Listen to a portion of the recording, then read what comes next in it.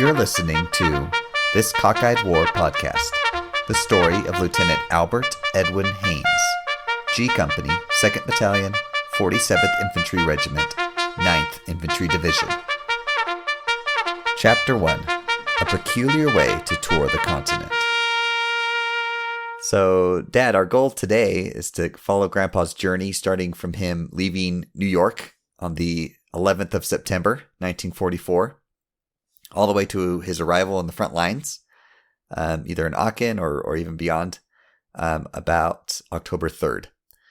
So just to start off, let's start off with kind of a description of Lieutenant Albert Haines at this moment in time, like age, what's he like, what's he look like, what's he sound like, and a little bit about his history.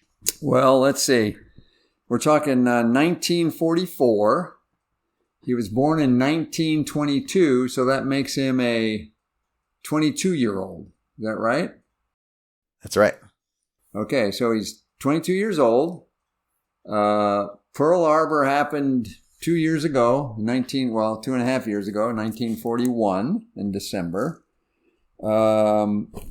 Between that and when he was inducted, he got married to Grandma, Thelda William. He met her in Oregon at a cousin's party, I think, and whirlwind courtship and those kinds of things. He was notified of his induction date. Hold on, I got a piece of paper here. Let's see. In 1942, like summer, fall, he was, according to the record, he was inducted, which means he responded to his draft notice and he went to where he was supposed to be inducted. And what he wanted to do is he wanted to go in the Navy, but the Navy wouldn't take him. And he had some other things that were going to be possibilities, he thought. And he ended up just having to go to be inducted. And then he went to Fort Douglas there in Salt Lake City, where he was inducted on the 30th of October, 1942. Well, why wouldn't the Navy take him? I'm just curious. I can't remember. I think someplace in his book here on Faces West, he talks about that. I was drafted into the Army, though I wanted to be in the Navy. This is on page 250. At the time of my employment, before going into the service, I was working with the key punch machines and sorters and tabulators, which is sort of the beginning computer world with key punches and cards and that kind of stuff. When I went into the Army, the IBM Corporation tagged me at the completion of basic training, and I was on orders to go to Oakland to work for them. But they slapped a scarlet fever quarantine on my platoon in basic training. So his orders were suspended long enough for him to apply to go to OCS, Officer Candidate School. So he was inducted at Fort Douglas. He went to basic and pre-OIC, pre-Officer Candidate School at Camp Robertson in California in November of 1942, and that lasted until May of 1943. When he got finished with that, he went to OCS, which is at Fort Benning, Georgia. OCS, can you explain OCS? Officer Candidate School. What they would do is they didn't have enough lieutenants. And so what they would do is they would allow a way for people that wanted to become officers to go to Officer Candidate School. They'd finish basic training, which is what Grandpa did at Camp Roberts. And then he applied to go to OCS. They looked at his records. He had to be interviewed by his leadership there at basic training, and they had to sign off on it. And anyway, he was accepted to go to Officer Candidate School. That started in May of 1943, and they shipped him off to Fort Benning, Georgia, is where that was taking place. And he was there until August of 1943. When he got through there, he came out as a second lieutenant. Somewhere in there, he got married to Mom, and they went to Camp Walters, Texas, from May of 1944.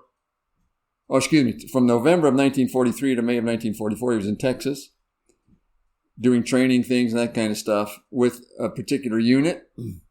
He then got shipped to Camp Shelby, Mississippi in June of 1944. And that was basically where they sent people to get them acclimatized and get them trained and get them any more training they might need. And then they basically put them into the replacement stream. And the challenge at this time during the war was, as we know,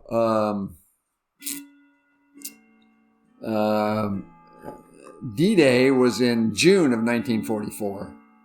So about the time he got shipped to Mississippi, D-Day had taken place, and things were sort of in a beachhead, and then they had the breakout, and they had some rapid advance across France, the Allied armies. And they were knocking on the doors of Germany in late August and first parts of September 1944. Well, the problem with that, and I think I sent you a blip on that, the Allies basically outran their logistics. The logistics plan was to anticipate operational slowdowns as the Allied armies came to the major rivers in Europe, moving from Normandy toward Germany, and they anticipated having to do river crossings, and the advance would slow and those kinds of things. But what ultimately happened, it went really fast. The rivers didn't slow down the Allied advance. They had enough logistics to push them through, like I said, almost to Germany. And basically, they outran their logistics. And they got to the point where they had to slow down and completely stop because they didn't have any more fuel to load their trucks.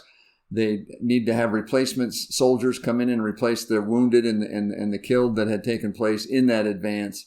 And it was just it was just not a good time. And the leaders and the leadership, Eisenhower and Montgomery and the generals up there were sort of squabbling over who was going to get the use of the logistics so that they could push forward in their particular area or region of the front. And Eisenhower had to somehow or another keep everything in balance. So Grandpa gets thrown into this mix of we've got to push people, we've got to push stuff forward. Now, when I say logistics, I'm also saying that's fuel, ammunition, food, but it's also soldiers because they take up space. And the part of the challenge here was when the Allies landed in Normandy, they anticipated hopefully being able to take a main port so they could start shipping stuff straight into a port, big ships and that kind of stuff. But in the meantime, they had these little mulberries, they called them, which were portable wharfs that they'd set up on the Normandy beach, and there's like 3 or 4 of them. And so they had to push all the logistics through these portable wharfs, and they weren't designed to take on a lot of logistics and a lot of shipping. And so that's where a lot of the problem came. The Germans were doing a very good job of holding on to Antwerp. When Antwerp fell, I think in November of 44, they still didn't have the total opening into Antwerp. The Germans held some of the islands in the outer boundaries where the shipping channels were, and so that made it hard. Anyway, so Grandpa gets stuck into that, and he lands in at Normandy at D plus 103. Now, D stands for D-Day. So 103 days after D-Day, Grandpa finally arrives in the theater. And just a sort of fun little side note I went looking for last week, Uncle Frank was good enough to find out what ship he came over on. And he came over on what was called the Ile de France. And it was a converted French luxury liner that had been built in 1927. And it was really, the ship was supposed to have been built before World War I, but World War I came, and so they didn't build it. But after the war, they'd already laid the keel, and so they built it after the war, and they got it finished in 1925, 26. And it became this luxury liner, and it was for the rich, the young, and the famous. And it was beautifully Art Deco ship. It was like cutting edge for luxury liners, and so they took over a lot of the carrying trade coming over the Atlantic. But when war broke out, the last time it was a French ship, it sailed out of Le Havre on the 3rd of September, 1939, which is about 2 days after France and England had declared war on Germany for invading Poland. Anyway, so the ship sails, has lots of people on it. They get to New York. They put it up in fitting for 6 months. They rip out the interior and prepare it for troop carrying. So they had to do a lot of that kind of stuff. The ship went to the Pacific and helped the Australians move some of their troops around in the Japanese theater. It later then comes back to Europe, especially as they were preparing for the D-Day invasion, and it transported a lot of U.S. troops over, getting preparation for D-Day. And so this is the ship that Grandpa came over on, and it had been gutted, it had been cleaned out, it had been refitted to carry lots of troops. He never says anything about this ship, but it's sort of fun. The ship has an interesting history that I found out just going to the internet. It's amazing what you can find out with the internet nowadays. But anyway, it was later refitted after the war and became a luxury liner again. But because of airplanes and flights, it began to lose its ability to make money because you could fly people rather than put them on a boat. And anyway, it ended its days in a movie called The Last Voyage, about a luxury liner that was on his last voyage and gets lost at sea. And anyway, so someplace out there, a 1960s movie called The Last Voyage shows you this particular ship as it was used as a movie prop. Anyway, that's a little side note. So he arrives in Normandy at one of the mulberries there on the Normandy beach in, October 1944. And between October 1944 and probably end of October, he's been moving forward through the replacement stream. What's sort of fun is you look at Uncle Frank's notes in This Cockeyed War about where he went, and it's interesting to see how he was in the replacement stream moving toward the front.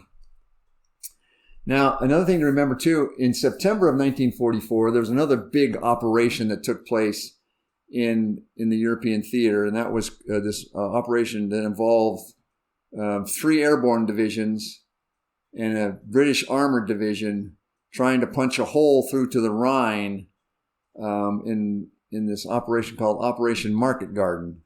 And if you ever watched the movie A Bridge Too Far, that's the story of that particular operation. It didn't go very well. And you think, well, what did Grandpa know about that when he was en route to the European theater in September?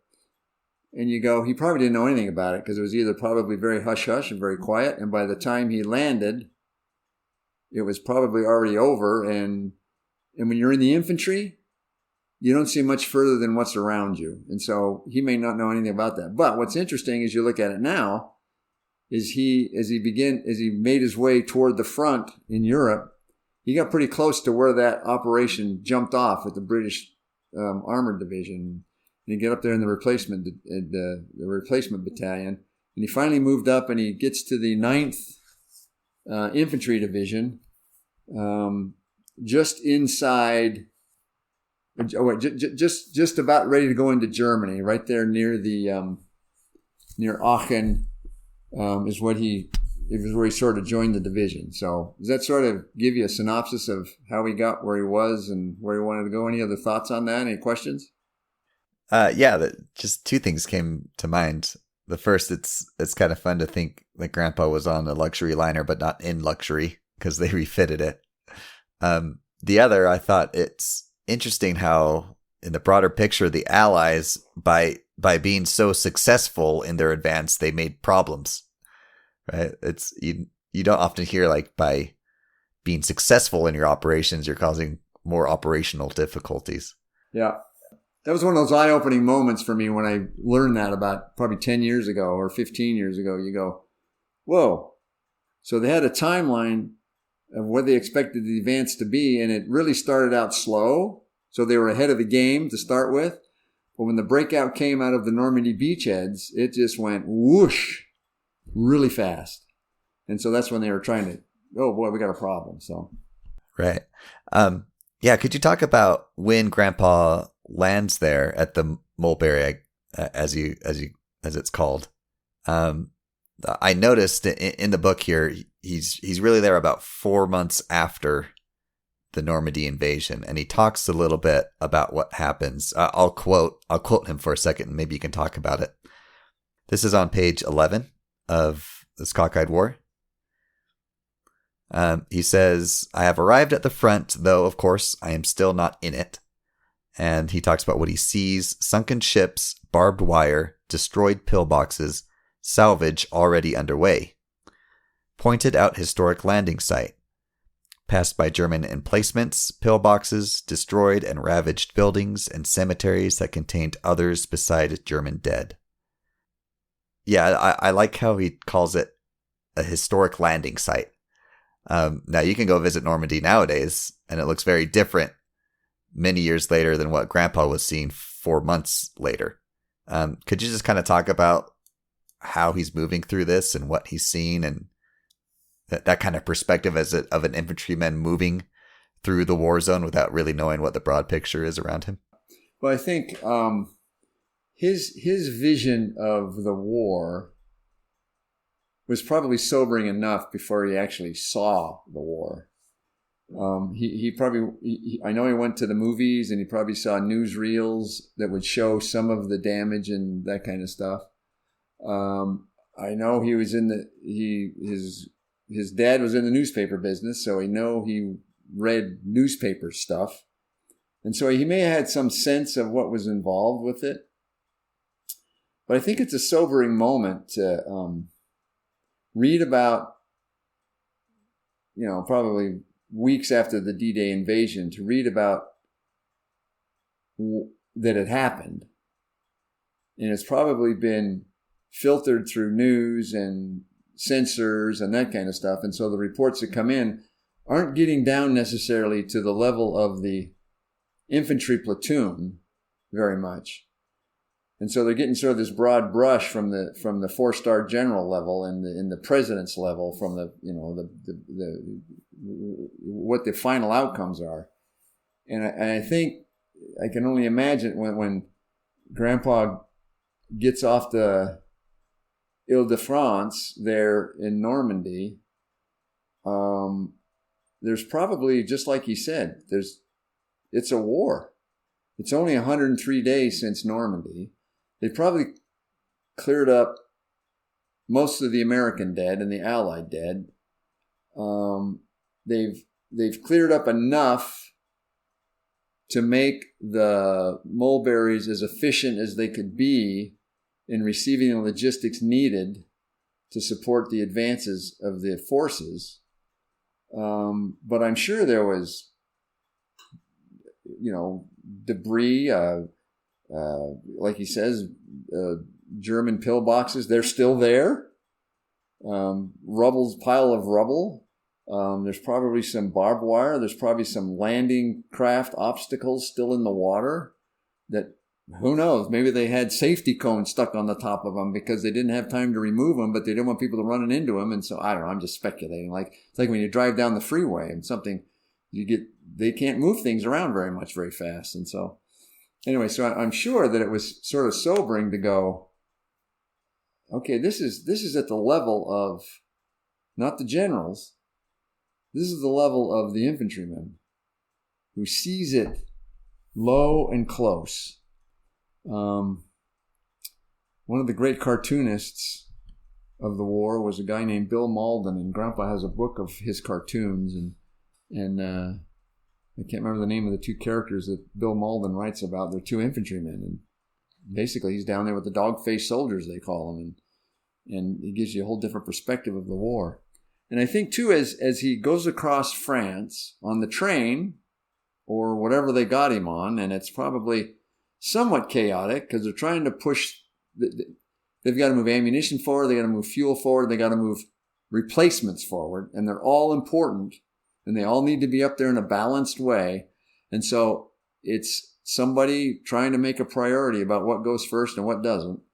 And so he's making his way with he doesn't even have a platoon. He's just with a group of soldiers, probably a bunch of lieutenants, and along with some privates and some, just these lower officer, lower enlisted rank people that are just moving forward in this replacement stream, and not in an organized manner necessarily. They're not organized units. They're just in this replacements, individual replacements, and it's really sort of chaotic and messy. And you don't get close to anybody because you don't need to be close to anybody. You don't make connections with them because when you get wherever you're going, they may go a different way, and they may have a different military occupational specialty that says they're not going to be with the infantry. They're going to be over with the Army Air Corps or whatever the case may be. And so it's just that you don't have any buddies. It's a mess. You're in a foreign country. He does talk about somewhere along the line, he got, I guess, a quart or a liter of milk from some Frenchman. And he nurtures that for like 3 days. At least that's what it would indicate in the report that he writes.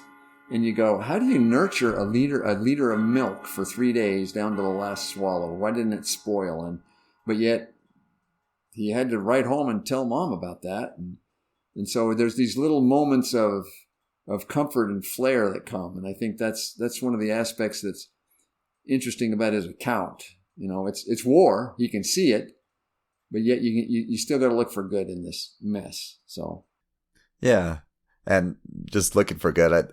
When you're reading these letters, you can see Grandpa's character come out through this whole thing as he's part of this massive soldiers and humanity. I'll just read a little bit regarding that milk. As he's traveling across, he says there is brisk trading going on all the time with the French people, with cigarettes, sugar, candy, clothes, and shoes, for cognac, calvados, black bread, eggs, and whatever the farmers have. I was very lucky to swap a can of sea ration for a canteen full of milk, my first since the 9th of September. And believe me, I nursed it like it were white gold. So I thought that was funny. Also, this is a big moment. This is where Grandpa starts growing his mustache. So in another letter, he says, everything's still okay. I haven't had a bath in a little more than a week, and yesterday was my first shave in 6 days. Also, I have started a kiss bumper to ward off these Fräuleins. So I thought that was funny. The Army's been moving him so quickly and so fast that he hasn't been able to shower or shave in 6 days. And so when he finally gets a chance to shave, he decides to keep a little mustache on. And that's the photos that I've seen that I see him from then on having a mustache. It's one less piece of your face you have to shave with cold water. Yeah, you can be faster at what you got to do. Never thought about that. And then just to wrap up this part about his travel, he says, 3 days across more of France, slow freight, lots of stops. Most was made of a tough situation. Friendly natives, meaning the French people. Peculiar way to tour the continent. So what? It was free. Yeah. Yeah. Yep. It's an interesting, I think, he's a small town boy. He comes out of Carson City, Nevada, small high school. He played in the band. And someplace also in Faces West, he talks about being on the platform at the Carson City train station as soldiers would embark. I mean, get on the train and go to Fort Douglas for induction, and how they would play songs and, wish him farewell and yay, you're going to go do great stuff. And then he finds himself not playing his tuba, but getting on the train himself and the band playing for him and him going off to Fort Douglas. And so it's one of those, oh, okay, life's changing here.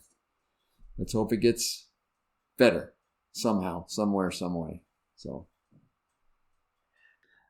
let's move now to when he actually does arrive near the front. I thought it was interesting how you said as he's moving in this forward advance, he doesn't necessarily know the soldiers around him.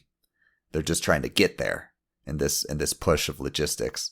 At what point would he have been organized with his platoon and started to get to know people? I'm curious that, what's kind of the order of operations as far as getting this massive soldiers organized and then set? What's the next step for him once he arrives? So you arrive at the replacement depot, which was someplace in Belgium, and somebody there is making a decision about how many of these guys need to go to this unit and how many of these guys need to go to that unit. And everybody wants infantrymen because they're the ones that are carrying the battle and they're the ones with the most casualties. And first lieutenant life expectancy in Italy or in Europe was probably, during World War II, was probably 40 to 50% between either being killed or becoming a casualty. And so it was pretty high attrition. And so he may be aware of some of that, but not really aware. So they get him in the replacement depot, they call it the Repel depot, and they send him forward. They say, okay, get on that truck, you're going to the 9th Infantry Division. So he gets on the truck and he goes to the 9th Infantry Division, which is a little closer to the front, but not at the front yet. He's at the headquarters back in the back. And he gets there and they may know right where they want to send him, or he may be there a day and they send him. But there's not a lot of thought about what kind of person are you? What kind of personal skills do you have? It's more of you're a first lieutenant, you're infantry trained. That's about as far as they go. That's as far as they look. And then they look at who needs them, and they go, all right, these 3 are going to the 9th, these 4 are going to and they just send them out. So they put them on a truck, and they ship a group of them that are going to the 9th Infantry Division, further forward. I think the place they went was called Schwevenhütte, but don't quote me on that off the top of my head. So he gets to division headquarters, and somebody at division headquarters goes, okay, well, we just lost an infantry lieutenant or 2 over at the 47th Infantry Regiment. Oh, you're an infantry lieutenant? I don't care what your name is, it doesn't matter, other than I have to check you off and make sure I know where you went. Get on that truck, on that Jeep right there. You're going forward. So he gets to the 47th, and somebody at the 47th Infantry Regiment says, stay on the Jeep. You're going up to this battalion, 2nd Battalion. And 2nd Battalion goes, we're glad you're here. We're moving you up to the Company G. And he gets closer and closer and closer. And then finally somebody says, who are you? Or he says, I am me. Because now he's where he's assigned, quote unquote. He's been moved forward in that manner, in that way. And basically, I think he talks about it here in his letters or something like that. Let me see. Where was that?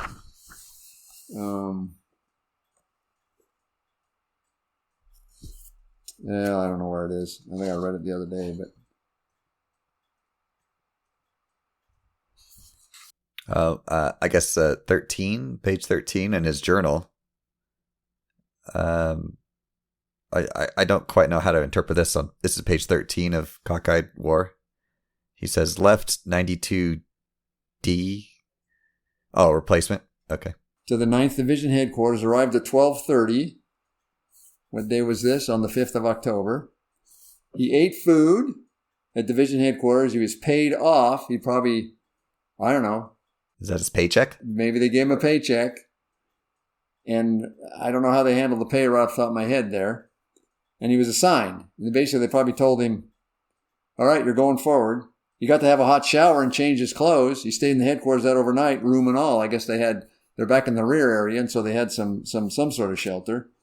And he talks about then what it was like to be, you read his letter there, and he talks about what it was like to have some of that done. He also there, if you noticed in the letter, he says, where does he talk about it here? Down at the very bottom, he says, my patriarchal blessing makes certain definite promises, but it also says in the good books that the Lord is not to be tested. Therefore, I dig and pray with the best of them. Some philosophy. What? And then there's a note here about 9 enemy fighters, Messerschmitt 109s, air raid on the camp, 9th Division headquarters. So even while he's there at Division headquarters, there's a couple of wandering German Messerschmitts that come in and do a little aerial activity on him, and he's learning there that he's got to watch out and be careful. So that's his first encounter with an air raid or enemy fire in relatively close proximity. Yeah, yeah. And if you go on in there, let me see. Somewhere in here he talks about. Let's see. So we go to page 15, October 6th. Trucked forward to the 47th Infantry Headquarters. That's his journal entry. Ate lunch there. On forward to 2nd Battalion Headquarters. That's where he was going. Ate again. Jeeped down to G Company. Lost the baggage en route. What? Who knows what happened? Got misdirected by a baggage handler somewhere. Right. Now, here's where it gets really interesting. Large shells coming in, none too close. To be at the end of in the landing zone of an artillery barrage, I think I've never had it happen, but I can imagine it's probably pretty frightening. So he then goes on to say he's assigned to platoon leader, 2nd platoon, maybe 1st platoon. He's not quite sure yet. Okay. And then I guess he got to watch a movie. Yeah. Yeah, I have a note here. So he marks in his journal on the 6th of October that he was assigned as a platoon leader. Mm-hmm. So this is him arriving as a replacement officer. Yes. The 47th, we read in the book, the one-man odyssey that Al put together. The 47th had lost 163 officers by September 30th. Yeah. Hence why he was assigned there. And I guess, yeah, does he know those kind of statistics, or is he aware of that kind of activity? Or, yeah, what do you think? He may have been aware that he could have been killed. That's why he talks about his patriarchal blessing and what it may have told him and what he needs to do to be as safe as he possibly can. I doubt that he knew what the statistic was, but when you think you're going into danger, it doesn't matter what the statistics are. If the risk is there, you sometimes get a little antsy and think, if the risk is there, I could be in that risk pool. And so I think, and you don't know what you got to do because you're green. It's totally green. What I find interesting too is if you turn to the next page, October 7th, in his journal, he said, I have no idea what this means. Officer's qualification card has this date. Rifle platoon leader, 1542. I have no idea what that means. But he does say on 7 October, quiet day, got acquainted with Sergeant Anderson and platoon headquarters. Sergeant Anderson is probably the acting platoon sergeant because the actual platoon sergeant probably was killed, because a platoon sergeant should be probably an E7 or a staff sergeant, at least E6 or E7. And here's Sergeant Anderson, who is probably just a three-striper. And so he's the platoon, and the platoon headquarters consists of him, the platoon sergeant, a radio operator, a couple of scout guides, and a BAR man, I think. And then he's got 3 squads that he's responsible for.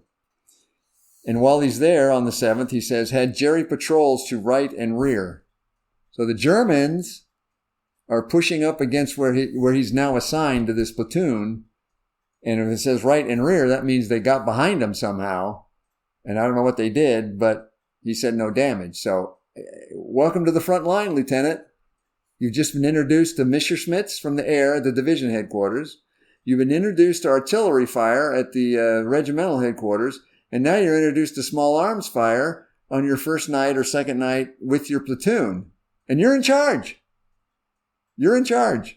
And so getting to know his platoon sergeant is one of those things where you go, that's important to do. But I'll tell you this too, and you read about this later on. Sometimes the old soldiers, they get tired of getting to know who the new people are. Because no sooner do you get to know them than they get killed or they become casualties and they get pulled out. So to a certain degree, a defense mechanism for those young infantrymen is to not become buddies with the new guys. In fact, you see this well illustrated in Saving Private Ryan.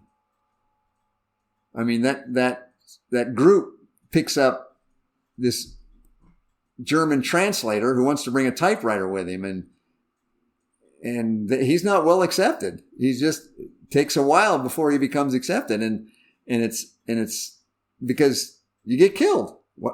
Why should I expend the emotional energy to get to know you when you may be killed by the next artillery strike? And so, when Grandpa talks about getting to know Sergeant Anderson, I would be really interested to hear that conversation and how that conversation may have gone and how much Sergeant Anderson wanted to get to know the lieutenant, and Grandpa may have been the third or fourth or fifth lieutenant that this sergeant had, because all the last four were killed or casualties and got evacuated. So see what happens. So welcome to the front lines. Welcome to the front Lieutenant lines. Haines. Yeah. And he talks about, I think later on, he talks about understanding the need to dig and get down in the ground, because there's nothing more frightening than that artillery shell coming in, and there's nothing you can do. Nothing you can do. If you haven't done it already, there's nothing you can do. So that's right. I think that's a great place to stop this first chapter. Next chapter will be talking about the front lines, the day-to-day life that Grandpa went through. Okay. And we'll hear more about Grandpa in this cockeyed war. Thanks, Dad. You bet. Thank you. It's good. This Cockeyed War is an SMC production. It is hosted and edited by me, Nathan Haines. My dad, retired Lieutenant Colonel Jeffrey Allen Haines, was the featured guest in this episode. The opening music was the bugle call Reveille from the U.S. Army Bands Online. Closing music is Talmadge Haines performing Stardust, one of Ed and Thelda's favorites.